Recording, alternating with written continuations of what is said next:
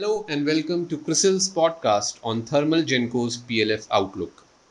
The plant load factors or PLF of Indian coal-based power plants will improve strongly over 300 basis points to 62% this fiscal, which would be the highest in the past 5 fiscals. This will happen due to strong demand growth and limited capacity addition that we are seeing in the sector. Because of this, the credit profile of one third of private gencos, that is 25 gigawatt of capacities, will benefit the most. This is because their operating profits are likely to touch a 5-year peak.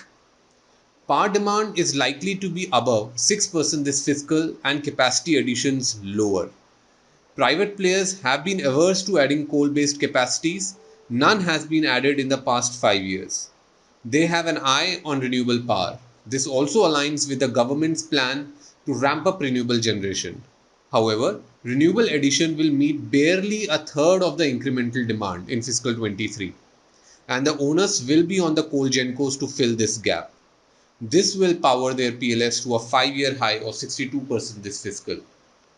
This is likely to benefit one third of total private coal gencos, as more than 40% of their available untied capacity is ready to cater to the rising demand, either through sale on exchanges or through PPAs on a bilateral basis. Their proximity to coal belts will also ensure steady fuel availability. Further, their variable cost of power generation is much lower at less than 3 rupees per unit, which will cushion their operating margins.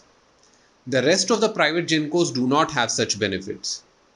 On the other hand, central and state gencos' credit profile will remain stable as their capacities are largely tied up. That said, the evolving global geopolitical situation impacting the coal cost remains a key lookout. With this, we come to an end to the podcast. Thank you for listening in and stay safe.